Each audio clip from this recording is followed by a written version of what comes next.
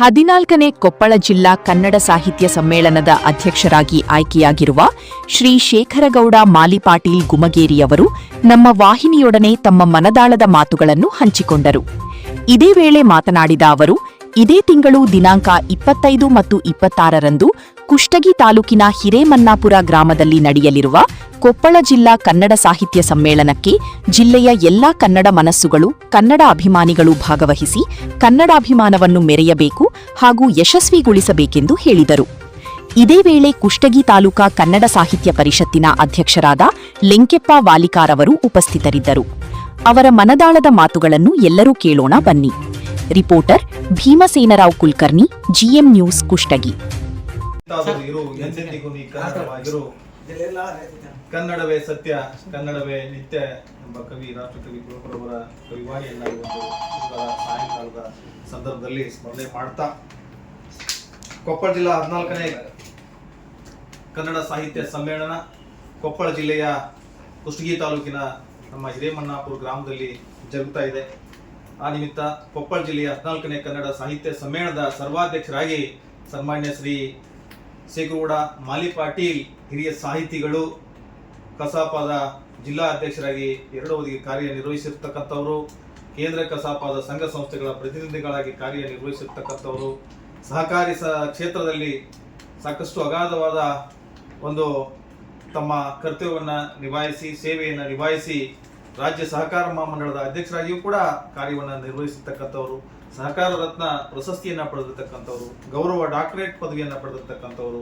ಹಾಗಾಗಿ ನಮ್ಮ ಕುಷ್ಟಗಿ ತಾಲೂಕಿನ ಹೆಮ್ಮೆ, ಕೊಪ್ಪಳ ಜಿಲ್ಲೆಯ ಹೆಮ್ಮೆ, ನಾಡಿನ ಹೆಮ್ಮೆ ಶೇಖರಗೌಡ ಮಾಲಿಪಾಟೀಲ್ರವರು ಕೊಪ್ಪಳ ಜಿಲ್ಲಾ 14ನೇ ಕನ್ನಡ ಸಾಹಿತ್ಯ ಸಮ್ಮೇಳನದ ಸರ್ವಾಧ್ಯಕ್ಷರಾಗಿ ನೇಮಕವಾಗಿದ್ದು, ಇದೇ ದಿನಾಂಕ ಜುಲೈ 25, 26 ಶನಿವಾರ ಮತ್ತು ಭಾನುವಾರದಂದು 2 ದಿನಗಳವರೆಗೆ ನಮ್ಮ ಐತಿಹಾಸಿಕ ಗ್ರಾಮ ಹಿರೇಮನ್ನಾಪುರ ಗ್ರಾಮದಲ್ಲಿ ಜರುಗುವಂತಹ ಕೊಪ್ಪಳ ಜಿಲ್ಲಾ 14ನೇ ಕನ್ನಡ ಸಾಹಿತ್ಯ ಸಮ್ಮೇಳನದ ನಿಮಿತ್ತ ಇವತ್ತು ಈ ಒಂದು ಪ್ರೆಸ್ ಮೀಟ್ಗೆ ಆಗಮಿಸಿರ್ತಕ್ಕಂಥ ನಮ್ಮ ಕುಷ್ಟಗಿ ತಾಲೂಕಿನ ಕಾರ್ಯನಿರತ ಪತ್ರಕರ್ತರ ಸಂಘದ ಅಧ್ಯಕ್ಷರಾಗಿರ್ತಕ್ಕಂಥ ಕ್ರಿಯಾಶೀಲ ಆತ್ಮೀಯವಾಗಿರ್ತಕ್ಕಂಥ ಗೌಡಪ್ಪ ಚೌಡ್ಕಿ ಅವರನ್ನು ಕೂಡ ನಾವು ಹೃತ್ಪೂರ್ವಕವಾಗಿ ಸ್ವಾಗತವನ್ನು ವ್ಯಕ್ತಪಡಿಸಲಿಕ್ಕೆ ಕೋರ್ತಾ ಇದ್ದೇನೆ.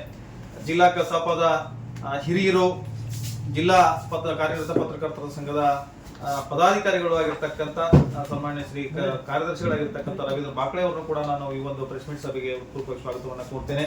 ಅದೇ ರೀತಿಯಾಗಿ ಮಾಧ್ಯಮದ ಎಲ್ಲ ಪ್ರತಿನಿಧಿಗಳನ್ನ, ವಿಶೇಷವಾಗಿ ಹಿರಿಯ ಕಿರಿಯ ಎಲ್ಲ ಸಹೋದರ ಆತ್ಮೀಯ ಮಾಧ್ಯಮದ ಬಂಧುಗಳನ್ನ ಈ ಒಂದು ಪ್ರೆಸ್ ಮೀಟ್ಗೆ ನಾನು ಹೃತ್ಪೂರ್ವಕ ಸ್ವಾಗತವನ್ನ ಕೋರ್ತಾ ಇದ್ದೇನೆ. ಅದೇ ರೀತಿಯಾಗಿ ಕಸಾಪದ ಮಾಜಿ ಅಧ್ಯಕ್ಷರಾಗಿರ್ತಕ್ಕಂಥ ಅನ್ಮೇಶ್ ಗುಂಗೇರಿ ಅವರನ್ನ, ಕಸಾಪದ ಹಿರಿಯರು, ತಾಲೂಕು ಕಸಾಪದ ಪದಾಧಿಕಾರಿಗಳಾಗಿರ್ತಕ್ಕಂಥ ದೊಡ್ಡಪ್ಪಣ್ಣ ಕೈಲ್ವಾಡಿ ಅವರನ್ನ ಹಾಗೂ ಇಲ್ಲಿರ್ತಕ್ಕಂಥ ಎಲ್ಲ ಮಹಿಳೆಯರನ್ನ ನಾನು ಆತ್ಮೀಯವಾಗಿ ಸ್ವಾಗತವನ್ನು ಕೋರ್ತಾ ನಮ್ಮ ಶೇಖರಗೌಡ್ರಿಗೆ ನಾನು ಮಾತನಾಡಲಿಕ್ಕೆ ತಮಗೆ ಸ್ನೇಹಿತರೆ, ಕೊಪ್ಪಳ ಜಿಲ್ಲೆಯ ಕನ್ನಡ ಸಾಹಿತ್ಯ ಪರಿಷತ್ತಿನ ವತಿಯಿಂದ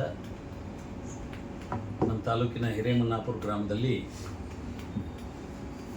ಕೊಪ್ಪಳ ಜಿಲ್ಲಾ 14ನೇ ಕನ್ನಡ ಸಾಹಿತ್ಯ ಸಮ್ಮೇಳನ ಇದೇ ತಿಂಗಳು 25, 26 ಶನಿವಾರ ಮತ್ತು ಭಾನುವಾರದಂದು ನಡೀತಕ್ಕಂಥದ್ದು. ತನ್ನಿಮಿತ್ಯ ಈಗಾಗಲೇ ನಮ್ಮ ತಾಲೂಕು ಅಧ್ಯಕ್ಷರು ಹೇಳಿದ ಹಾಗೆ ಎಲ್ಲ ತಯಾರಿಯನ್ನು ಕೂಡ ಅವರು ಮಾಡಿಕೊಂಡಿರ್ತಕ್ಕಂಥದ್ದಾಗಿದೆ. ಹಾಗಾಗಿ ಸಮ್ಮೇಳನದ ಯಶಸ್ಸಿಗೆ ಹಿರೇಮನ್ನಾಪುರ ಗ್ರಾಮದ ಜೊತೆಗೆ ನಮ್ಮ ಎಲ್ಲ ತಾಲೂಕಿನ ಹಿರಿಕಿರಿಯರು, ಸಾಹಿತ್ಯಾಭಿಮಾನಿಗಳು ಮತ್ತು ಸಾಹಿತ್ಯ ಪರಿಷತ್ತಿನ ಎಲ್ಲ ಪದಾಧಿಕಾರಿಗಳು ಕೂಡ ಅವಿರತವಾಗಿ ಪ್ರಯತ್ನವನ್ನು ಮಾಡಿ ಆ ಸಮ್ಮೇಳನದ ಯಶಸ್ಸಿಗೆ ಕಾರಣೀಭೂತರಾಗ್ತಕ್ಕಂಥದ್ದನ್ನು ಕೂಡ ನಾವು ಇವತ್ತು ನೆನಪು ಮಾಡಿಕೊಡ್ಬೇಕಾಗ್ತದೆ. ಹಾಗಾಗಿ ಈ ಸಮ್ಮೇಳನದ ಯಶಸ್ಸಿಗೆ ನಮ್ಮ ಪರಿಷತ್ತಿನ ಮತ್ತು ನಮ್ಮ ರೈತ ಬಾಂಧವರ ಜೊತೆಗೆ ಮಾಧ್ಯಮದ ಎಲ್ಲ ಸ್ನೇಹಿತರು ಕೂಡ ಸಹಕಾರವನ್ನು ಕೊಡಬೇಕು ಅಂತಕ್ಕಂಥ ಒಂದು ಮಹದಾಸೆಯನ್ನು ನಾವು ಹೊಂದಿರತಕ್ಕಂಥವರು. ಹಾಗಾಗಿ ಈ ಸಮ್ಮೇಳನದ ಯಶಸ್ಸಿಗೆ ನಿಮ್ಮೆಲ್ಲರ ಅಭಿಮಾನದ ಬರುವಿಕೆಯನ್ನು ಕೂಡ ನಾವು ಅಪೇಕ್ಷೆ ಪಡ್ತಾ ಇದ್ದೀವಿ. ಹಾಗಾಗಿ ಈ ಸಮ್ಮೇಳನದಲ್ಲಿ ತಾವೆಲ್ಲರೂ ಪಾಲ್ಗೊಂಡು ಸಮ್ಮೇಳನ ಯಶಸ್ವಿಗೊಳಿಸ್ಬೇಕಂತ ಹೇಳಿ ವಿನಂತಿ ಮಾಡ್ತಾ ಇದ್ದೀವಿ. ಜಿಲ್ಲಾ ಕನ್ನಡ ಸಾಹಿತ್ಯ ಸಮ್ಮೇಳನದ ಸರ್ವಾಧ್ಯಕ್ಷರಿಗೆ ಆಯ್ಕೆಯಾಗಿರುವುದು ನಿಮ್ಮ ಸಾಹಿತ್ಯ ಜೀವನದಲ್ಲಿ ಯಾವ ಮಹತ್ವವನ್ನು ಹೊಂದಿದೆ? ಈ ಜವಾಬ್ದಾರಿಯನ್ನು ನೀವು ಹೇಗೆ ಸ್ವೀಕರಿಸಿದ್ದೀರಿ? ಸರ್ವಾಧ್ಯಕ್ಷರಾಗಿ ಆಯ್ಕೆ ಇರುವುದು ಇದುವರೆಗೂ ಕೂಡ ಏನು ಸಾಹಿತ್ಯ ಸೇವೆಯನ್ನು ಮಾಡಿದ್ದೀನಿ ಅದಕ್ಕೆ ಸಂದ ಗೌರವ ಅಂತ ನಾನು ಭಾವಿಸ್ಕೊಳ್ತಾ ಇದ್ದೇನೆ. ನನ್ನ ಜೀವನದ ನಿಸ್ವಾರ್ಥ ಸಾಹಿತ್ಯಿಕ ಸೇವೆಗೆ ನೈತಿಕ ಬಲ ಮತ್ತು ಅದರ ಮಹತ್ವ ಈ ಸಮ್ಮೇಳನದ ಅಧ್ಯಕ್ಷ ಆದ ಮೇಲೆ ಬಂದಿದೆ ಅಂತ ನಾನು ಅದು ಕೂಡ ಭಾವಿಸ್ಕೊಳ್ತಾ ಇದ್ದೇನೆ. ಮುಂದಿನ ಚಟುವಟಿಕೆಗಳಿಗೆ, ಸಾಹಿತ್ಯಿಕ ಚಟುವಟಿಕೆಗಳಿಗೆ ಇದೊಂದು ಟಾನಿಕ್ ಇದ್ದಾಗೆ ಅಂತಕ್ಕಂಥದ್ದು ನನ್ನ ಭಾವನೆ. ಈ ಜವಾಬ್ದಾರಿಯನ್ನು ಪ್ರತಿದಿನ ಪ್ರತಿ ಕ್ಷಣ ನನ್ನ ಕಾರ್ಯಯೋಜನೆಯನ್ನು ಶಿವಾವಲೋಕನವನ್ನು ಮಾಡಲಿಕ್ಕೆ ಇದು ಒಂದು ದಿಕ್ಸೂಚಿಯಾಗಿದೆ ಅಂತ ನನ್ನ ಭಾವನೆ. ಭಾಳ ಸಂತೋಷ ಅನ್ನಿಸ್ತಾ ಇದೆ. ಯಾಕಂತ ಹೇಳಿದರೆ ಸಮ್ಮೇಳನ ಅಂದ ತಕ್ಷಣ ಭಾಳಷ್ಟು ಜನರಿಗೆ ಒಂದು ಗೌರವ ಸೂಚಕವಾಗಿರ್ತಕ್ಕಂಥದ್ದು. ಹಾಗಾಗಿ ಈ ಸಮ್ಮೇಳನಾಧ್ಯಕ್ಷ ಆಗೋದು ಕೂಡ ಭಾಳಷ್ಟು ಗೌರವ ತರತಕ್ಕಂಥದ್ದು. ಹಾಗಾಗಿ ಸಂತೋಷ ಆಯ್ತು, ಜೊತೆಗೆ ಒಳ್ಳೆ ಕೆಲಸ ಮಾಡಲಿಕ್ಕೆ ಒಂದು ಮಾರ್ಗದರ್ಶನ ಆಯಿತು ಅಂತ ನನ್ನ ಭಾವನೆ. ಈ ಸಾಹಿತ್ಯ ಪರಿಷತ್ತಿಗೆ ಈ ಸಾಹಿತ್ಯಿಕವಾಗಿ ನಿಮ್ಮ ಕೊಡುಗೆ? ಸಾಹಿತ್ಯ ಪರಿಷತ್ತಿಗೆ ಸುಮಾರು 25 ವರ್ಷಗಳಿಂದಲೂ ಕೂಡ ಸಾಹಿತ್ಯ ಸೇವೆಯನ್ನು ನಾನು ಮಾಡಿಕೊಂಡು ಬಂದಿರತಕ್ಕಂಥವ್ರು. ನಾನು 25 ವರ್ಷಗಳ ಹಿಂದೆ ನಾನು ಈ ಜಿಲ್ಲೆ ಹೊಸದಾಗಿ ಆಯ್ಕೆಯಾದ ಜಿಲ್ಲೆ ರಚನೆ ಆದಮೇಲೆ ಸಾಹಿತ್ಯಿಕ ಚಟುವಟಿಕೆಗಳಲ್ಲಿ ನಮ್ಮನ್ನು ತೊಡಗಿಸಿಕೊಂಡಿದ್ವಿ. 2 ಅವಧಿ, ನಮ್ಮ ಮೊದಲನೇ ಅವಧಿ ಬ್ಯಾಳಿಯವರು ಆದ ನಂತರ ರವಿತೇಜ್ ಅಬ್ಬಿಗೇರವರು ಆಗುವಂಥ ಸಂದರ್ಭದಲ್ಲಿ ಅವ್ರ ಜೊತೆ ನಾವು ಗುರುತಿಸಿಕೊಂಡು ಸಾಹಿತ್ಯಿಕವಾಗಿ ಒಳ್ಳೆಯ ಕೆಲಸಗಳನ್ನ ಮಾಡಿದ್ದೀವಿ. ರವಿತೇಜ್ ಅಬ್ಬಿಗೇರಿಯವರು ಅಧ್ಯಕ್ಷ ಆದಮೇಲೆ ಈ ಸಾಹಿತ್ಯಿಕ ಇದಕ್ಕೆ ಒಂದು ಬಲ ಬಂದಂಗಾಯಿತು. ಅವ್ರ ಜೊತೆಗೆ ನಾವು ಕೂಡ ಕೆಲಸ ಮಾಡಿದ್ವಿ. 3ನೇ ಅವಧಿಗೆ ಅವರೇ ಎಲ್ಲರೂ ಜೊತೆಯಾಗಿ ನನ್ನನ್ನು ಸಾಹಿತ್ಯ ಪರಿಷತ್ತಿನ ಅಧ್ಯಕ್ಷನಾಗಿ ಮಾಡಿದರು. 3 ಮತ್ತು 4ನೇ ಅವಧಿಗೆ ನಾನು ಕನ್ನಡ ಸಾಹಿತ್ಯ ಪರಿಷತ್ತಿನ ಅಧ್ಯಕ್ಷನಾಗಿ ಸುಮಾರು 7ರಿಂದ 8 ವರ್ಷಗಳ ಕಾಲ ಸಾಹಿತ್ಯ ಪರಿಷತ್ ಅಧ್ಯಕ್ಷನಾಗಿ 2011ರಲ್ಲಿ ನಮ್ಮ ಗಂಗಾವತಿ ತಾಲೂಕಿನಲ್ಲಿ ಅಖಿಲ ಭಾರತ ಕನ್ನಡ ಸಾಹಿತ್ಯ ಸಮ್ಮೇಳನ ಮಾಡುವಂಥ ಒಂದು ಯೋಗ ನನ್ನ ಅವಧಿಗೆ ಸಿಕ್ತು ಅಂತಕ್ಕಂಥದ್ದು. 78ನೇ ಅಖಿಲ ಭಾರತ ಕನ್ನಡ ಸಾಹಿತ್ಯ ಸಮ್ಮೇಳನ ಭೂತೋ ನಾವು ಭವಿಷ್ಯತ್ ಎನ್ನುವ ರೀತಿಯಲ್ಲಿ ನಾವು ಗಂಗಾವತಿ ಜನತೆ ಮಾಡಿ ಅದನ್ನು ಯಶಸ್ವಿಗೊಳಿಸಿರ್ತಕ್ಕಂಥದ್ದು. ಟಾಪ್ 10 ಸಮ್ಮೇಳನಗಳೇ ಅಂತ ಹೇಳ್ತೀವಿ, ಅದರಲ್ಲಿ ಗಂಗಾವತಿ ಸಮ್ಮೇಳನ ಕೂಡ ಒಂದು ಅಂತಕ್ಕಂಥ ಅಭಿಮಾನದ ಮಾತನ್ನು ಇಲ್ಲಿ ಹೇಳಬೇಕಾಗ್ತದೆ. ನಾಡು ನುಡಿ ವಿಚಾರದ ಜೊತೆಗೆ ಕನ್ನಡದ ಅಸ್ಮಿತೆಯನ್ನು, ಅದರ ಸಾರ್ವಭೌಮತೆಯನ್ನು ಮೆರೆದು, ಜೊತೆಗೆ ಈ ಕನ್ನಡ ಸಾಹಿತ್ಯ ಪರಿಷತ್ತಿನ ಈ ಸಮ್ಮೇಳನದಲ್ಲಿ ನಾವೆಲ್ಲರೂ ಕೂಡಿ ಕನ್ನಡಕ್ಕಾಗಿ ನಾವು ಏನು ಕೆಲಸ ಮಾಡುತ್ತೀವಿ ಅನ್ನೋದ್ರ ಜೊತೆಗೆ ನಾನು ಕೆಲವು ವಿಷಯಗಳನ್ನ ಮಂಡಿಸ್ತೀನಿ. ಅಲ್ಲಿ ಶೈಕ್ಷಣಿಕವಾಗಿ ನಮ್ಮ ಭಾಗ ಹಿಂದುಳಿದಿರ್ತಕ್ಕಂಥದ್ದು, ಶೈಕ್ಷಣಿಕವಾಗಿ ನಮ್ಮ ಭಾಗವನ್ನು ಮುಂದೆ ತರಬೇಕಾದ್ರೆ ನಾವು ಏನು ಮಾಡಬೇಕು ಅಂತಕ್ಕಂಥದ್ದು, ಜೊತೆಗೆ ಈ ನಮ್ಮ ಇದು ಏನು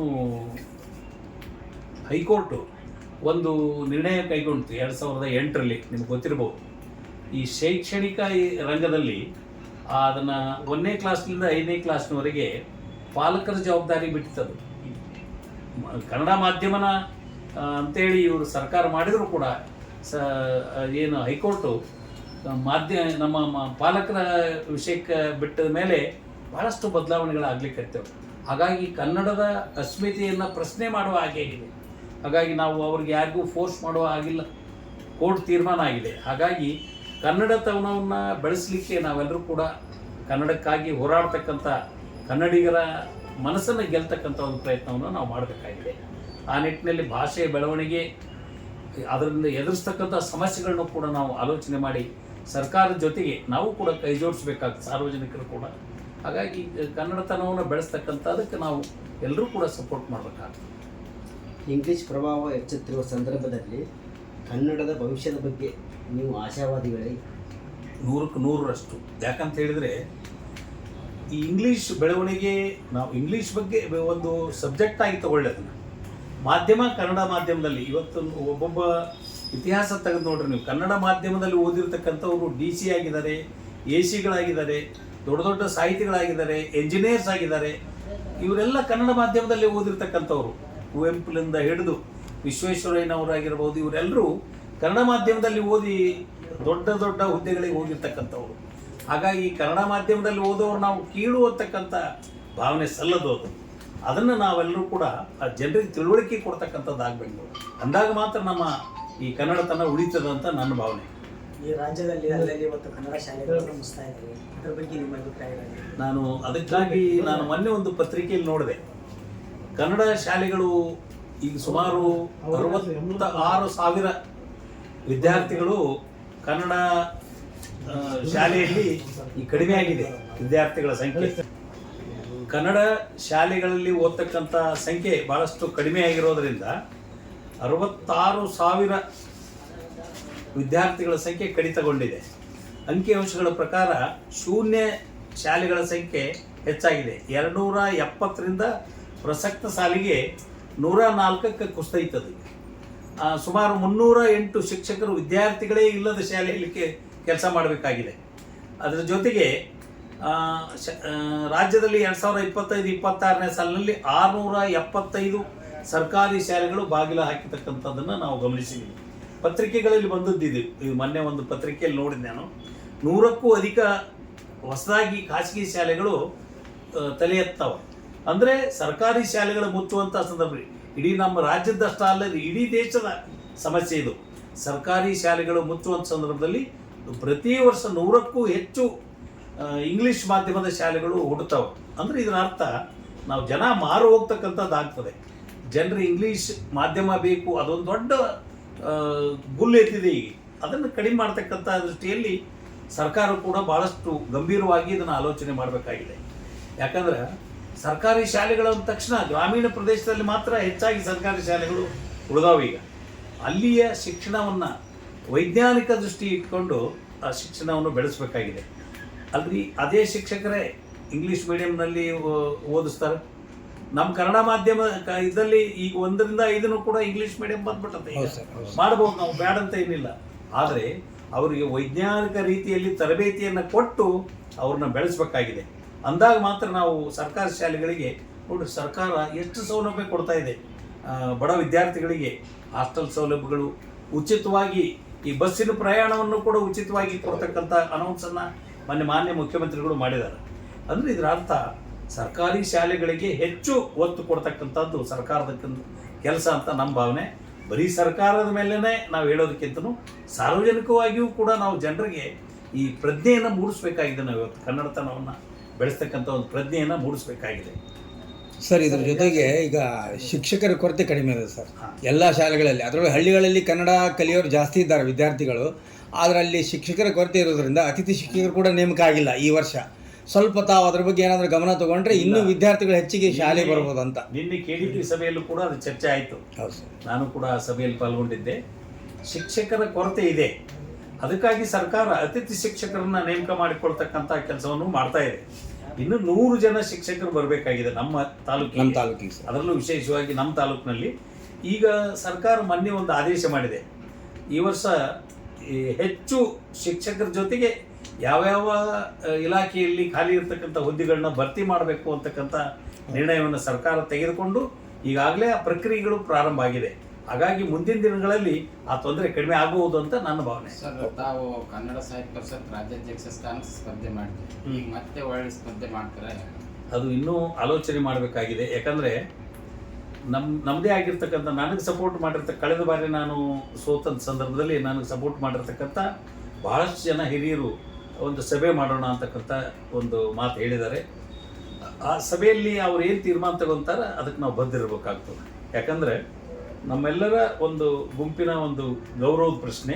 ಅವ್ರು ಯಾರು ನನ್ನೇನೇ ಸ್ಪರ್ಧೆ ಮಾಡಿದ್ರೆ ನಾನೇ ಸ್ಪರ್ಧೆ ಮಾಡ್ತೀನಿ, ಇಲ್ಲ ಯಾರನ್ನಾದರೂ ಕೂಡ ಒಂದು ಅವಿರೋಧವಾಗಿ ನಮ್ಮ ಗುಂಪಿನಿಂದ ಒಬ್ಬರನ್ನ ಸ್ಪರ್ಧೆ ಮಾಡಲಿಕ್ಕೆ ಅವಕಾಶ ಮಾಡಿಕೊಟ್ಟು ಅವ್ರಿಗೆ ಸಪೋರ್ಟ್ ಮಾಡ್ತಕ್ಕಂಥ ಕೆಲಸ ನಾವು ಮಾಡ್ತೀವಿ.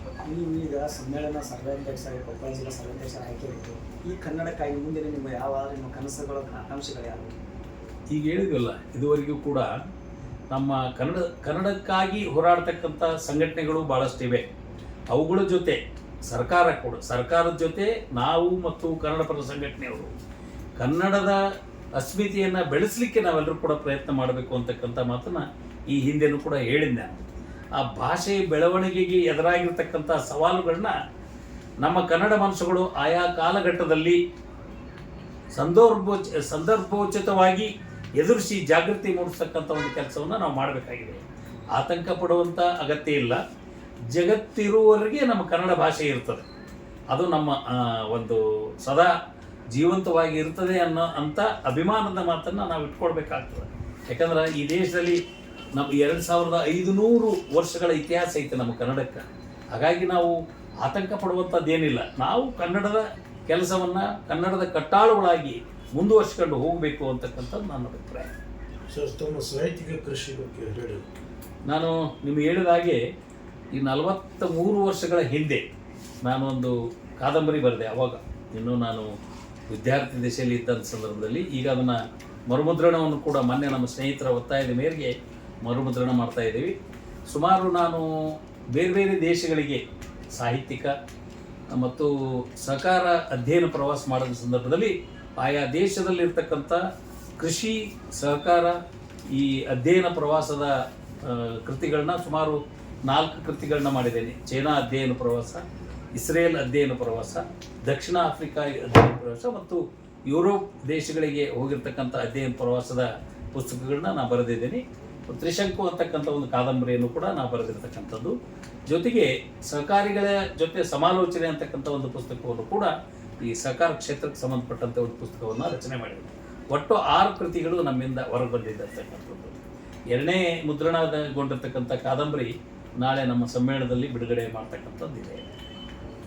ನಿಮಗಿಂತ ಇದಕ್ಕೆ ಸಾಹಿತ್ಯ ಪರಿಷತ್ತು ಅಥವಾ ಬೇರೆ ಬೇರೆ ಸಾಮಾಜಿಕ ಕಾರ್ಯಕ್ಕೆ ನಿಮ್ಮ ಕುಟುಂಬದ ಸಹಕಾರ ನೆನಪಿದೆ? 100ಕ್ಕೆ 100 ಇದೆ. ಯಾಕಂದರೆ 25 ವರ್ಷಗಳ ಕಾಲ ನಾನು ಈ ಕ್ಷೇತ್ರದಲ್ಲಿ ಕೆಲಸ ಮಾಡಿದ ಸಂದರ್ಭದಲ್ಲಿ ಅವ್ರ ಸಹಕಾರ ಇರದೇ ಇದ್ದಿದ್ದರೆ ನಾವು ಮುಂದುವರಲಿಕ್ಕೆ ಸಾಧ್ಯ ಆಗ್ತಿರ್ಲಿಕ್ಕಿಲ್ಲ. ಹಾಗಾಗಿ ನನ್ನ ಶ್ರೀಮತಿಯವರು ಇರ್ಬೋದು, ನನ್ನ ಮಕ್ಕಳಿರ್ಬೋದು, ನನಗೆ ಪ್ರೋತ್ಸಾಹ ಕೊಡ್ತಾ ಬಂದಿದ್ದಾರೆ. ಹಾಗಾಗಿ ನಾವು ಈ ಕ್ಷೇತ್ರದಲ್ಲಿ ಮುಂದುವರಲಿಕ್ಕೆ ಸಾಧ್ಯ ಆಗಿದೆ. ಅವರ 60ನೇ ವರ್ಷದ ಷಷ್ಠಾಬ್ದಿ ಕಾರ್ಯಕ್ರಮದಾಗ ಅದು ಕಂಡು ಬಂತು. ಸರ್, ಕೊಪ್ಪಳ ಜಿಲ್ಲಾ ಕನ್ನಡ ಸಾಹಿತ್ಯ ಸಮ್ಮೇಳನ ಎಲ್ಲರೂ ಸಹಕಾರ ಎಲ್ಲ ಒಂದು ನಿಮ್ಮ ಕಾರ್ಯಕ್ರಮಕ್ಕೆ ನೋಡ್ರಿ, ಕನ್ನಡ ಸಾಹಿತ್ಯ ಸಮ್ಮೇಳನ ಯಶಸ್ವಿಗೊಳಿಸ್ತಕ್ಕಂಥದ್ದು ನಮ್ಮೆಲ್ಲರ ಕರ್ತವ್ಯ. ಅದು ಕನ್ನಡ ನಾಡು ನುಡಿಯ ಬಗ್ಗೆ ಪ್ರೀತಿ ಇಟ್ಕೊಂಡಿರ್ತಕ್ಕಂಥ ನಾವೆಲ್ಲರೂ ಕೂಡ ಇವತ್ತು ಸಮ್ಮೇಳನದ ಸರ್ವಾಧ್ಯಕ್ಷ ನಾನಾಗಿರ್ಬೋದು, ಇನ್ನೊಂದಾಗಿರ್ಬೋದು. ನಾನು ಕೂಡ ಅಧ್ಯಕ್ಷನಾದ ಸಂದರ್ಭದಲ್ಲಿ 4 ಜಿಲ್ಲಾ ಸಮ್ಮೇಳನಗಳನ್ನ, 11 ತಾಲೂಕು ಸಮ್ಮೇಳನಗಳನ್ನ ಮಾಡಿದ್ದೀವಿ. ಆಮೇಲೆ ನಂದು ಒಂದು ವಿನಂತಿ ನಮ್ಮ ಸಾಹಿತ್ಯ ಪರಿಷತ್ತಿನ ಪದಾಧಿಕಾರಿಗಳಿಗೆ ಮತ್ತು ಅಧ್ಯಕ್ಷರಿಗೆ ಒಂದು ವಿನಂತಿ ಏನಂದರೆ, ನಾವು ಸಮ್ಮೇಳನ ಮಾಡುವಂಥ ಸಂದರ್ಭದಲ್ಲಿ ತಾಲೂಕಾ ಸಮ್ಮೇಳನ ಮಾಡಿದಾಗ 1 ಪುಸ್ತಕಗಳನ್ನ ಹೊರತರ್ತಾ ಇದ್ವಿ. ಜಿಲ್ಲಾ ಸಮ್ಮೇಳನ ಮಾಡಿದ್ರೆ 3 ಪುಸ್ತಕಗಳನ್ನ ಹೊರತರ್ತಕ್ಕಂಥ ಒಂದು ನಮ್ಮಲ್ಲಿ ಇತ್ತು. ನಾವು ಮಾಡುವಂಥ ಸಂದರ್ಭದಲ್ಲಿ ಸುಮಾರು 11 ಪುಸ್ತಕಗಳನ್ನ ನನ್ನ ಅವಧಿಯಲ್ಲಿ ಹೊರತರ್ತಂದಿರ್ತವೆ. ಆದರೆ ಇತ್ತೀಚಿನ ದಿನಗಳಲ್ಲಿ ಅದು ಕಡಿಮೆ ಆಗಿದೆ. ಮಾನ್ಯ ಅಧ್ಯಕ್ಷರಲ್ಲಿ ನಾವು ವಿನಂತಿ ಮಾಡ್ತೇನೆ ಮತ್ತು ಈ ಸಾಹಿತ್ಯ ಪರಿಷತ್ತಿನ ಪದಾಧಿಕಾರಿಗಳಲ್ಲಿ ವಿನಂತಿ ಮಾಡ್ತೇನೆ, ಪುಸ್ತಕ ಸಂಸ್ಕೃತಿಯನ್ನು ಬೆಳೆಸ್ತಕ್ಕಂಥದ್ದು ಆಗಬೇಕು ನಮ್ಮಿಂದ. ಆಮೇಲೆ ಬಡ ನಮ್ಮ ಸಾಹಿತಿಗಳಿಗೆ ಪ್ರೋತ್ಸಾಹದಾಯಕವಾದಂಥ ಕೆಲಸ ಅದು. ಅವರಲ್ಲಿ ಅಚ್ಚು ಮಾಡಲಿಕ್ಕೆ ದುಡ್ಡು ಇರದೇ ಇರತಕ್ಕಂಥ ಸಂದರ್ಭದಲ್ಲಿ ಪರಿಷತ್ತು ಅವ್ರ ನೆರವಿಗೆ ಬರಬೇಕು ಅಂತಕ್ಕಂಥದ್ದು ನನ್ನ ಅಪೇಕ್ಷೆ. ಹಾಗಾಗಿ ನಾನು ಅಧ್ಯಕ್ಷ ಆದ ಸಂದರ್ಭದಲ್ಲಿ 4 ಪುಸ್ತಕಗಳನ್ನ ಕೇಂದ್ರ ಕನ್ನಡ ಸಾಹಿತ್ಯ ಪರಿಷತ್ತೇ ಹೊರತಂದು ನಮ್ಮ ಜಿಲ್ಲೆಯ 4 ಪುಸ್ತಕಗಳನ್ನ, ಉದಾಹರಣೆಗೆ ಬಸವರಾಜ್ ಅಂತೇಳಿ ಇರ್ಕಲ್ಗಡದ ಒಬ್ಬ ಮಿತ್ರನಂದು, ನಮ್ಮ ಹಿರೇಹಳ್ಳಿಯ ಕಿಶನ್ ರಾವ್ ಕುಲಕರ್ಣಿ ಅವ್ರದ್ದು 1 ಪುಸ್ತಕ, ದಾಣಿಯವರದ್ದು 1 ಪುಸ್ತಕ, ಈ ರೀತಿ ಇನ್ನೊಂದು 4 ಪುಸ್ತಕಗಳನ್ನ ಕೇಂದ್ರ ಕನ್ನಡ ಸಾಹಿತ್ಯ ಪರಿಷತ್ನವರೇ ಮುದ್ರಣ ಮಾಡಿರ್ತಕ್ಕಂಥ ಒಂದು ಇತಿಹಾಸ ನಮ್ಮದಿದೆ. ಹಾಗಾಗಿ ನಾವೇನು ಹೇಳ್ತೀವಿ, ಕನ್ನಡ ಸಾಹಿತ್ಯ ಪರಿಷತ್ತು ಸರ್ವರಿಗೂ ಕೂಡ, ಬಡ ನಮ್ಮ ಸಾಹಿತಿಗಳಿಗೂ ಕೂಡ ಅನುಕೂಲ ಮಾಡಿಕೊಡ್ತಕ್ಕಂಥ ಕೆಲಸವನ್ನು ಮಾಡಬೇಕು. ಜೊತೆಗೆ ಈ ಸರ್ಕಾರಕ್ಕೂ ಕೂಡ ನಂದು ಒಂದು ವಿನಂತಿ ಇದೆ. ಸರ್ಕಾರ ಎಲ್ಲೆಲ್ಲೋ ದುಡ್ಡು ಖರ್ಚು ಮಾಡ್ತದೆ. ಪ್ರತಿಯೊಂದು ತಾಲೂಕಾ ಕೇಂದ್ರಗಳಲ್ಲಿ ಕನ್ನಡ ಭವನಗಳು ಆಗಬೇಕು ಅಂತಕ್ಕಂಥ ಒತ್ತಾಯ ನಂದು. ಯಾಕಂದರೆ ಎಷ್ಟೋ ಸಮುದಾಯಗಳನ್ನ ಮಾಡ್ತಾರೆ, ಜಾತಿಗೊಂದು ಸಮುದಾಯ ಭವನಗಳನ್ನ ಮಾಡಿದ್ದಾರೆ. ಆದರೆ ಕನ್ನಡ ಜಾತಿಗೆ ಒಂದು ಸಮುದಾಯ ಭವನ ಇಲ್ಲ ಸರ್. ಅದಕ್ಕೆ ನಾನು ಸರ್ಕಾರದ ಮಾನ್ಯ ಮುಖ್ಯಮಂತ್ರಿಗಳಿಗೆ ವಿನಂತಿ ಮಾಡ್ತೇನೆ, ನಿಮ್ಮ ಮೂಲಕ ಪ್ರತಿಯೊಂದು ತಾಲೂಕಿಗೆ 1 ಕನ್ನಡ ಭವನ, ಅಲ್ಲಿ ನಮ್ಮ ಸಾಹಿತ್ಯ ಪರಿಷತ್ ಇರ್ಬೋದು, ಇನ್ನಿತರ ಸಾಹಿತ್ಯಿಕ ಚಟುವಟಿಕೆಗಳನ್ನ ಮಾಡಲಿಕ್ಕೆ 1 ಕನ್ನಡ ಸಾಹಿತ್ಯ ಭವನಗಳನ್ನ ನಿರ್ಮಾಣ ಮಾಡಬೇಕು ಅಂತಕ್ಕಂಥ ಒತ್ತಾಯ. ಜೊತೆಗೆ ನಾವು ಅಧ್ಯಕ್ಷ ಆದ ಸಂದರ್ಭದಲ್ಲಿ ಅಖಿಲ ಭಾರತ ಸಮ್ಮೇಳನ ನಾವು ಗಂಗಾವತಿಯಲ್ಲಿ ಮಾಡಿದ್ವಿ. 50 ಲಕ್ಷ ರೂಪಾಯಿಗಳನ್ನ ಉಳಿತಾಯ ಮಾಡಿದ್ವಿ ನಾವು ಆ ಸಮ್ಮೇಳನದಲ್ಲಿ. ನಮ್ಮ ಬಾಕ್ಲೆ ಅವ್ರಿಗೆ ಗೊತ್ತಿರ್ಬೋದು. 50 ಲಕ್ಷ ರೂಪಾಯಿಗಳನ್ನ ನಾವು ಉಳಿತಾಯ ಮಾಡಿ ಅದನ್ನ ಹಂಗೆ ಇಟ್ಟಿದ್ವಿ. ನನ್ನ ಅವಧಿ ಮುಗಿದ ಮೇಲೆ ನಾನು ಕನ್ನಡ ಸಾಹಿತ್ಯ ಪರಿಷತ್ ಕೇಂದ್ರ ಸಮಿತಿಯ ಸದಸ್ಯನಾದ ಮೇಲೆ ಮನು ಬೆಳಗಾರ್ ಅವರು ಅಧ್ಯಕ್ಷರು ವಿನಂತಿ ಮಾಡಿದ್ದು, ನಾನು ನಮ್ಮ ಜಿಲ್ಲೆಯ ಸಮ್ಮೇಳನದಲ್ಲಿ ಉಳಿಸಿರ್ತಕ್ಕಂಥ ಹಣವನ್ನು ನಮ್ಮ ಜಿಲ್ಲೆಗೆ ಖರ್ಚು ಮಾಡಬೇಕು ಅಂತೇಳಿ ಅವರು ಕೂಡ ಅದಕ್ಕೆ ಒಪ್ಪಿ 4 ಕನ್ನಡ ಭವನಗಳನ್ನ ನಾವು ನಿರ್ಮಾಣ ಮಾಡಿದ್ವಿ. ನಿಮ್ಮ ಗಮನದಲ್ಲಿ ದಿವಂಗತ ರಾಜಶೇಖರ ಅಂಗಡಿಯವರು ಅಧ್ಯಕ್ಷರು. ಅವಾಗ ತಾವರಿಗೀರ ಒಂದು, ಸ್ವಂತ ನನ್ನೂರಿನಲ್ಲೂ ಒಂದು, ಹನಮಸಾಗರದಲ್ಲಿ ಒಂದು ಮತ್ತು ಟಣಕನಕಲ್ಲಲ್ಲಿ ಈ ರೀತಿ 4 ಕನ್ನಡ ಭವನಗಳನ್ನ ಉಳಿತಾಯ ಹಣದಲ್ಲಿ ಮಾಡಿರ್ತಕ್ಕಂಥದ್ದು ಒಂದು ಇತಿಹಾಸದ. ಮತ್ತು ಈ ರೀತಿ ಯಾವ ಜಿಲ್ಲೆಯಲ್ಲೂ ಕೂಡ ಮಾಡಿರ್ತಕ್ಕಂಥ ಉದಾಹರಣೆ ನನಗಿಲ್ಲ ಅಂತ ಅನ್ಸುತ್ತೆ ನನಗೆ. ಅಂದರೆ ಎಲ್ಲಿ ಅವಕಾಶಗಳು ಸಿಗ್ತದೆ ಅದನ್ನು ಉಪಯೋಗ ಮಾಡಿಕೊಂಡು ಈ ಥರದ ಕನ್ನಡದ ಕೆಲಸವನ್ನು ಮಾಡಬೇಕು ಅಂತಕ್ಕಂಥದ್ದು ನನ್ನ ಒಂದು ಅಪೇಕ್ಷೆ. ಸರ್, ಇಂದಿನ ಯುವ ಜನತೆ ಸಾಹಿತ್ಯ ಓದೋದ್ರಲ್ಲಿ ಆಗಲಿ ಬರೆಯೋದ್ರಲ್ಲಿ ಆಗಲಿ ಭಾಳಷ್ಟು ಡಿಜಿಟಲೀಕರಣಕ್ಕೆ ಮಾರು ಹೋಗ್ತಾ ಇದ್ದಾರೆ. ಅವ್ರ ಬಗ್ಗೆ ನೀವೇನು ಹೇಳೋಕ್ಕೆ ಇಷ್ಟಪಡ್ತೀವಿ? ಡಿಜಿಟಲೀಕರಣ ಅಂತಕ್ಕಂಥದ್ದಕ್ಕೆ 2 ಕಡೆ ಅವಕಾಶ ಇರ್ತದೆ. ದುರುಪಯೋಗಕ್ಕೂ ಐತೆ, ಸದುಪಯೋಗಕ್ಕೂ ಇದೆ.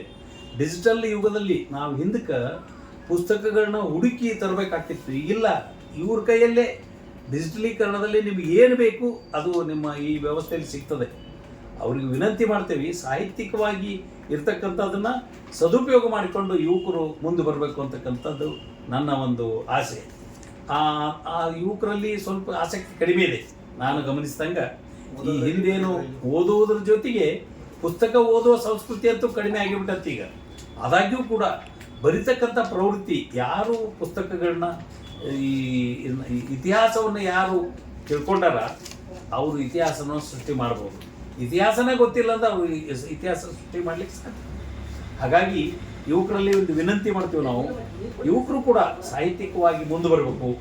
ಈ ನಾಡಿನಲ್ಲಿರ್ತಕ್ಕಂಥ ಸಮಸ್ಯೆಗಳನ್ನ ಹೊರ ಸೂಚಿಸಬೇಕಾದ್ರೆ ಆ ಯುವಕರು ಮುಂದೆ ಬಂದಾಗ ಮಾತ್ರ ಸಾಧ್ಯ ಆಗ್ತದೆ. ಅದನ್ನು ಯುವಕರು ಆ ಪ್ರವೃತ್ತಿಯನ್ನು ಬೆಳೆಸ್ಕೊಳ್ಬೇಕಾಗ್ತದೆ. ಸದಸ್ಯತ್ವ ಪ್ರತಿ ವರ್ಷ ಈಗ ಕಂಪೇರ್ ಮಾಡಿದ್ರೆ ಒಂದು 5 ವರ್ಷದೊಳಗೆ ಸದಸ್ಯತ್ವನ ಭಾಳ ಕಡಿಮೆ ಆಗತೈತಿ. ಇಲ್ಲ, ನಿಮ್ಗೆ ಅದ್ರ ಬಗ್ಗೆ ಏನು ನೀವು ಮುಂದಿನ ಒಂದು ಸಲಹೆ ಏನು ಕೊಡ್ತೀರಿ? ಸರ್, ಸದಸ್ಯತ್ವಕ್ಕೆ ಸಂಬಂಧಪಟ್ಟಂತೆ ನೀವು ನೆನಪು ಮಾಡುತ್ತೆ, ನಾನು ನಿಮಗೆ 20 ವರ್ಷಗಳ ಹಿಂದೆ ನಾನು ಜಿಲ್ಲೆಯ ಅಧ್ಯಕ್ಷ ಆಗೋದಕ್ಕಿಂತ ಮುಂಚೆ 2 ಅಂಕಿ ಇತ್ತು, 45, ಭಾಳ 45 ಇದ್ದು. 15,000 ಮೆಂಬರ್ಸ್ ಅದಾರ ಇವತ್ತಿಗೆ ನಮ್ಮ ಜಿಲ್ಲೆಯಲ್ಲಿ. ಹೆಚ್ಚಿದೆ. ಈ ಅವಧಿಯಲ್ಲಿ ಕಡಿಮೆ ಆಗಿದೆ, ಈ 5 ವರ್ಷದ ಅವಧಿಯಲ್ಲಿ ಕಡಿಮೆ ಆಗಿದೆ. ಹಾಗಾಗಿ ಸದಸ್ಯತ್ವ ಸಂಖ್ಯೆ ಬಹಳಷ್ಟು ಹೆಚ್ಚಳಾಗಿದೆ. ನಾನು 2 ಅವಧಿ ಮತ್ತು ರಾಜಶೇಖರ ಅವಧಿ 1 ಅವಧಿ ಭಯಂಕರ ಸದಸ್ಯತ್ವವನ್ನು ಮಾಡಿದ್ವಿ. ಭಾಳ ಜನ ಏನಂತಾರೆ, ಚುನಾವಣೆ ದೃಷ್ಟಿ ಇಟ್ಕೊಂಡು ಮಾಡಿರಂತಾರೆ. ಎಲ್ಲರೂ ಚುನಾವಣೆ ಬೇಕಂತ ಸದಸ್ಯತ್ವವನ್ನು ಮಾಡೋದಿಲ್ಲ. ಯಾರಿಗೆ ನಿಜವಾಗಿಯೂ ಆಸಕ್ತಿ ಇರ್ತದೆ ಅಂಥವ್ರು ಸದಸ್ಯರಾಗ್ತಾರೆ. ಆವತ್ತಿಗೂ ಇವತ್ತಿಗೂ ಭಾಳಷ್ಟು ಫರಕಾಗಿದೆ, 1000 ಪಟ್ಟು ಹೆಚ್ಚಾಗಿದೆ.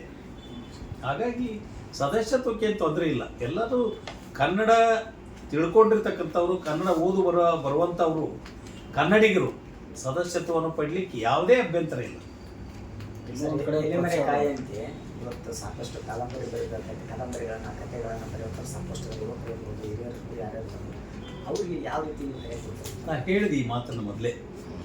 ಕನ್ನಡ ಸಾಹಿತ್ಯ ಪರಿಷತ್ನವರು ಸಮ್ಮೇಳನಗಳಲ್ಲಿ ಈ ರೀತಿಯ ಬಡ ಸಾಹಿತಿಗಳಿಗೆ ಹೆಲ್ಪ್ ಮಾಡ್ತಕ್ಕಂಥದ್ದಾಗಬೇಕು. ಅವರು ಬರೆದಿರ್ತಕ್ಕಂಥ ಇದನ್ನು ಅಚ್ಚು ಮಾಡಿಸ್ಲಿಕ್ಕೆ ಅವ್ರ ಹತ್ರ ದುಡ್ಡು ಇರಲ್ಲ. ಅಂಥವ್ರಿಗೆ ನಮ್ಮ ಸಾಹಿತ್ಯ ಪರಿಷತ್ತು ಸಹಾಯ ಮಾಡ್ತಕ್ಕಂಥ ಕೆಲಸ ಆಗಬೇಕು ಅಂತಕ್ಕಂಥದ್ದು ಈ ಮೊದಲೇ ಹೇಳಿದ್ದು ನಾನು. ಅದನ್ನು ಪುನಃ ನಮ್ಮ ಅಧ್ಯಕ್ಷರನ್ನೇ ಹೇಳಿದ್ದು ನಾನು. ಅಟ್ಲೀಸ್ಟ್ ಒಂದು ಸಮ್ಮೇಳನದಲ್ಲಿ 1-2 ಪುಸ್ತಕಗಳನ್ನ ಹೊರತಂದ್ರೆ ಅಂಥವ್ರಿಗೆ ಭಾಳಷ್ಟು ಅನುಕೂಲತೆ ಆಗ್ತದೆ. ಈಗ ಭಾಳಷ್ಟು ಜನ ಶ್ರೀಮಂತರು ಮಾಡಿಸೋದ್ರಲ್ಲಿ ಏನು ತೊಂದರೆ ಇಲ್ಲ, ಆದರೆ ಬಡ ಸಾಹಿತಿಗಳಿಗೆ ಭಾಳಷ್ಟು ಅನುಕೂಲ ಆಗ್ತದೆ. ಈ ರೀತಿ ಪರಿಷತ್ನವರು ಕೂಡ ಅದರ ಕೆಲಸ ಮಾಡಬೇಕಾಗ್ತದೆ. ಸರ್, ಕೊನೆಯದಾಗಿ ಎಲ್ಲರಿಗೂ ಕಾರ್ಯಕ್ರಮಕ್ಕೆ ಬರೋಕೆ ತಾವು ಯಾವ ರೀತಿ ಆಹ್ವಾನ ಕೊಡ್ತೀರಿ? ಕನ್ನಡ ಸಾಹಿತ್ಯ ಪರಿಷತ್ ನಿಮ್ಮೆಲ್ಲರ ಪರಿಷತ್ ಇದು.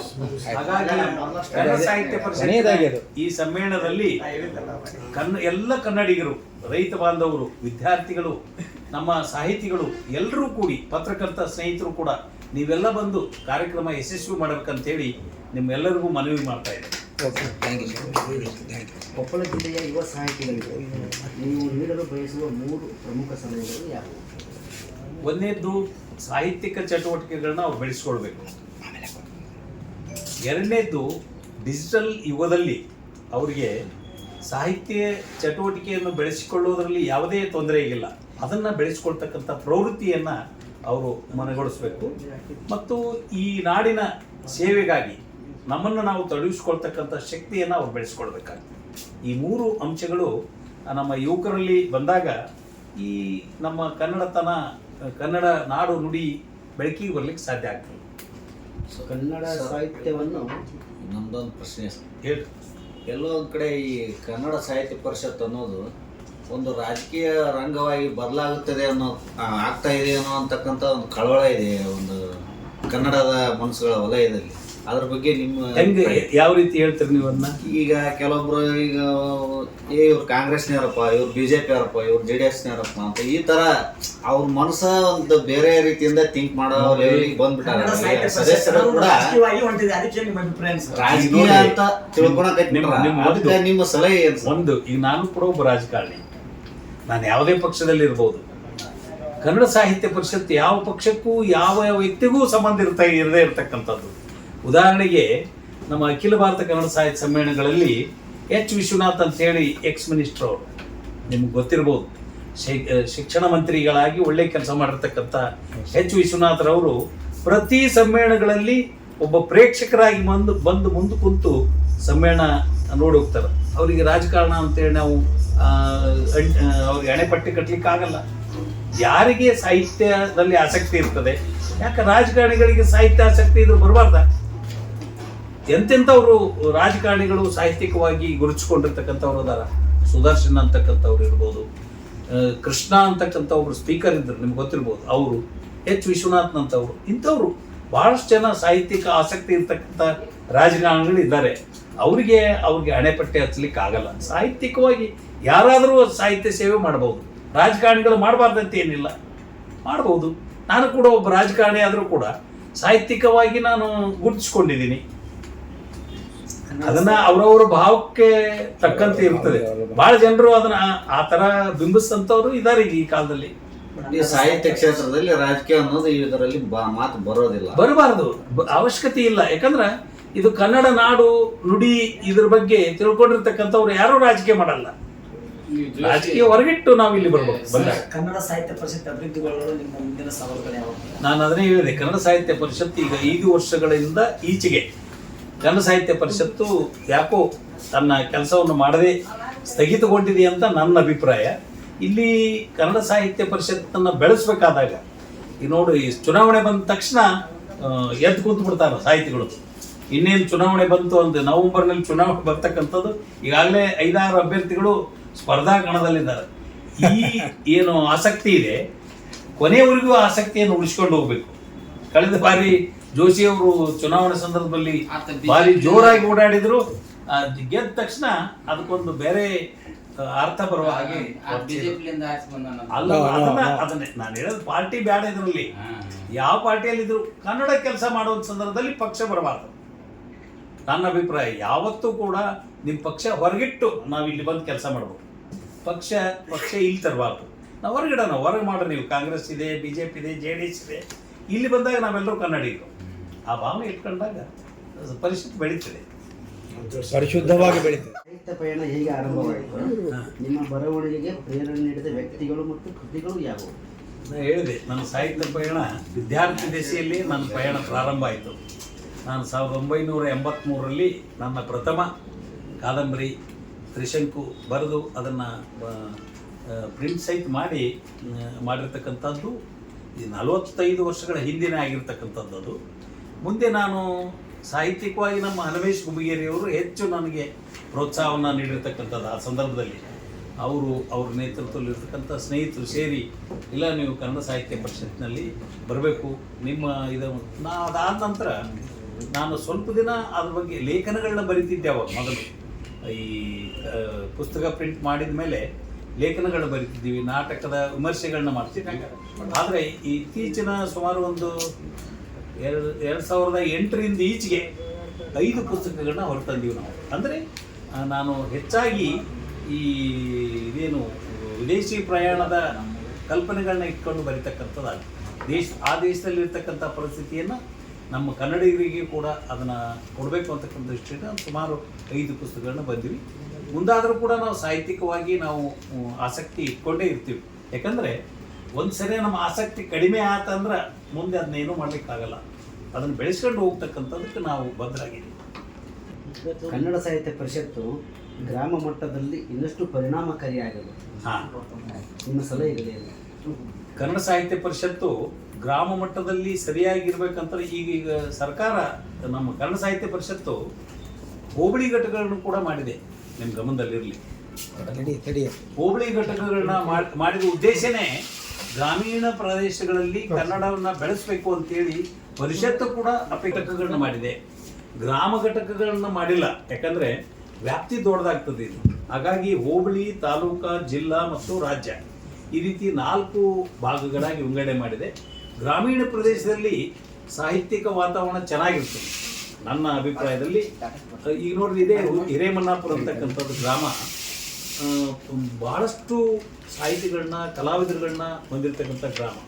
ಅದನ್ನೇ ನೀವು ಕುಷ್ಟಗಿ ಹೋಲಿಸಿ ನೋಡ್ರಿ, ಗ್ರಾಮೀಣ ಪ್ರದೇಶದಲ್ಲಿರ್ತಕ್ಕಂಥವ್ರು ಅದನ್ನು ಸಾಹಿತ್ಯಿಕ ಇದನ್ನ ಪೋಷಿಸ್ತಾರ, ಅದನ್ನ ಅನುಭವಿಸ್ತಾರ, ಜೊತೆಗೆ ಅದನ್ನ ಪ್ರಚಾರ ಮಾಡ್ತಾರೆ. ಆ ಪ್ರವೃತ್ತಿ ಎಲ್ಲರಲ್ಲಿ ಬರಬೇಕು ಅಂತಕ್ಕಂಥದ್ದು. ಹಾಗಾಗಿ ಗ್ರಾಮೀಣ ಪ್ರದೇಶದಲ್ಲೂ ಕೂಡ ನಾನು ಅಧ್ಯಕ್ಷ ಆದ ಸಂದರ್ಭದಲ್ಲಿ ಎಲ್ಲ ಸಮ್ಮೇಳನಗಳನ್ನ ಹೆಚ್ಚಾಗಿ ನಾನು ಗ್ರಾಮೀಣ ಪ್ರದೇಶಗಳಲ್ಲೇ ಮಾಡಿದ್ದೀವಿ. ಅಂದ್ರೆ ಅಲ್ಲಿ ಅದನ್ನು ಬೆಳೆಸಿದ್ರೆ ಅದಕ್ಕೊಂದು ಗೌರವ ಬರ್ತದೆ.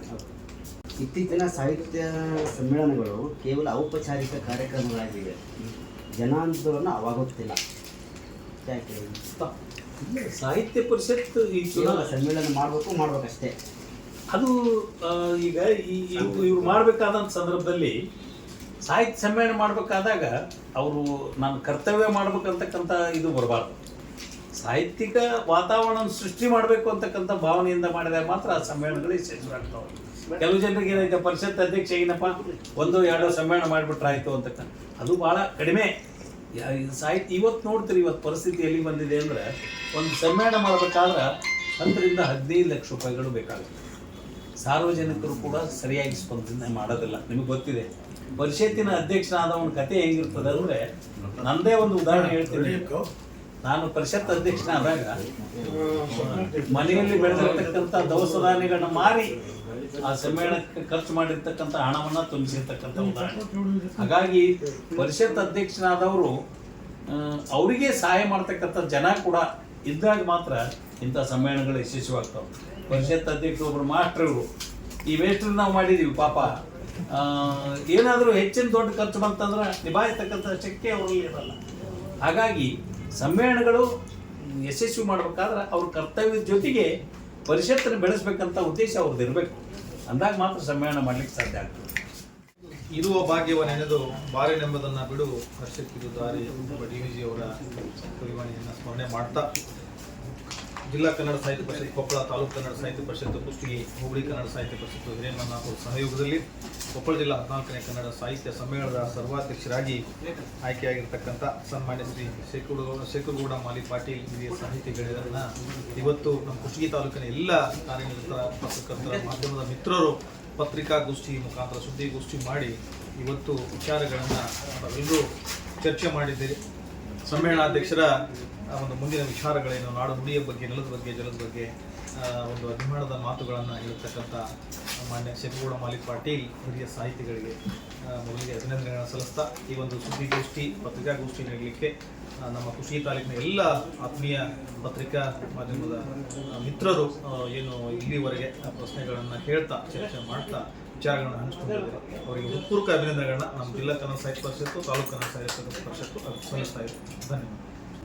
ಒಟ್ಟಾರೆಯಾಗಿ ಸರ್, ನಿಮ್ಮ ನೇತೃತ್ವದಲ್ಲಿ ಕಾರ್ಯಕ್ರಮ ಯಶಸ್ವಿ ಆಗಲಿ, ಈ ಕನ್ನಡ ಕಾರ್ಯಕ್ರಮ ಜಗತ್ತಿನಾದ್ಯಂತ ಮೊಳಗಲಿ ಅಂತ ನಾವು ಕೇಳ್ಕೊಳ್ತೀವಿ ಸರ್.